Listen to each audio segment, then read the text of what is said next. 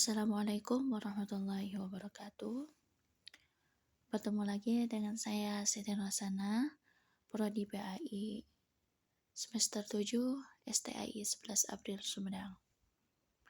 Di sini saya akan membahas tentang materi sholat khauf. Adapun pembahasan kali ini ada 3 pembahasan. Yang pertama adalah pengertian, yang kedua adalah rukun dan syarat, dan yang terakhir adalah tata cara melaksanakan dari sholat khauf. Langsung saja kita masuk pada pembahasan yang pertama, yaitu tentang pengertian sholat khauf. Apa sih sholat khauf ini? Sholat khauf adalah sholat yang dikerjakan ketika kondisi genting. Sholat khauf ini dikatakan sholat khauf sebab dilaksanakannya ketika keadaan, kondisi, posisi kita dalam keadaan genting, merasa terancam. Sholat khauf terjadi ketika peperangan.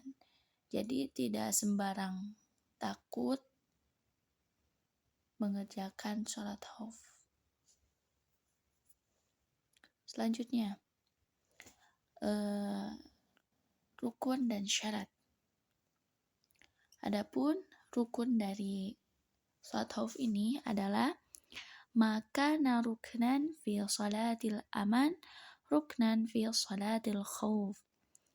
Apa artinya? Sesuatu yang menjadi rukun sholat dalam keadaan aman menjadi rukun dalam sholat khauf.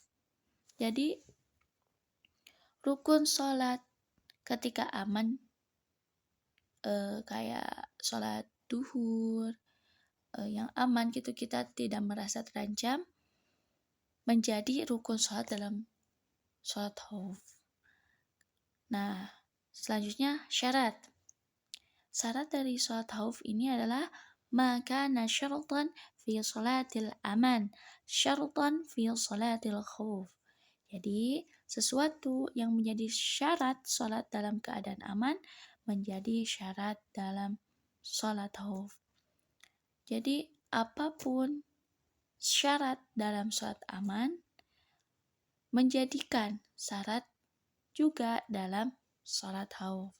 Selanjutnya, ada keterangan tambahan.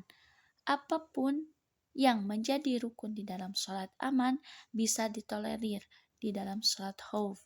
Menurut Imam Romli, termasuk syarat-syarat khauf adalah dikerjakan ketika waktu sudah sempit.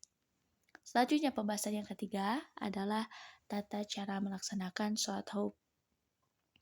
Nah, tata cara melaksanakan sholat khauf ini ada 3 kondisi. Di mana yang pertama, kondisi pertama ketika musuh berada di selain arah kiblat, yang kedua ketika musuh berada di arah kiblat, dan yang ketiga ketika berada dalam keadaan genting dan berkecamuknya peperangan. Kita bahas yang pertama, ketika musuh berada di arah kiblat. Gimana cara mengerjakannya? Yang pertama, imam membagi 2 kelompok. Satu kelompok berada di arah musuh dan satu kelompok berada di belakang imam. Selanjutnya, kedua, imam melaksanakan sholat 1 rakaat bersama kelompok yang berbeda di belakangnya. Yang ketiga, setelah selesai rakaat pertama, kelompok yang berada di belakang imam melakukan mufaraqah dan melakukan sholat sendiri tanpa imam. Dan setelah selesai, mereka beranjak ke posisi arah musuh. Yang keempat, kemudian kelompok yang tadi menguasai musuh mengambil posisi untuk melakukan sholat dengan imam. Selanjutnya, ketika imam tasyahud, kemudian kelompok 2 tersebut berdiri untuk menyempurnakan sholatnya. Dan dalam kondisi itu, imam menanti mereka untuk melakukan salam bersama mereka.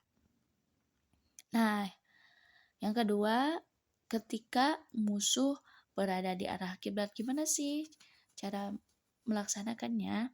Yang pertama, imam membagi mereka menjadi 2 saf atau 4 saf.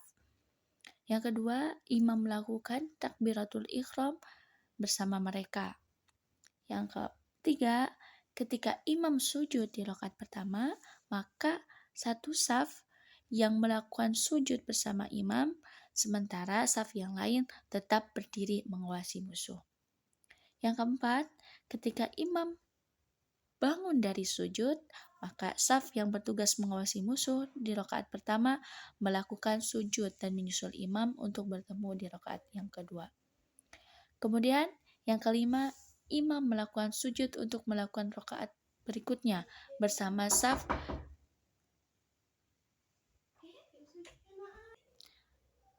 Kemudian imam melakukan sujud untuk melanjutkan rakaat berikutnya bersama saf yang bertugas mengawasi musuh di rakaat pertama.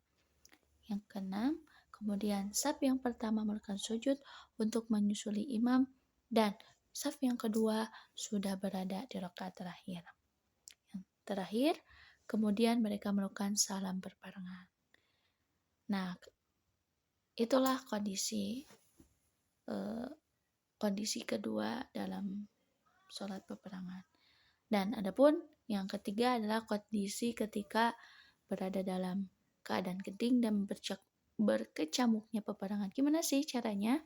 Yang pertama, melakukan sholat sesuai dengan kadar kemampuannya, baik itu berjalan ataupun naik kendaraan, menghadap kiblat ataupun tidak menghadap kiblat.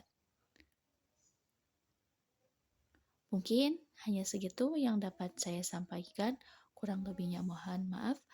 Terima kasih. Wassalamualaikum warahmatullahi wabarakatuh.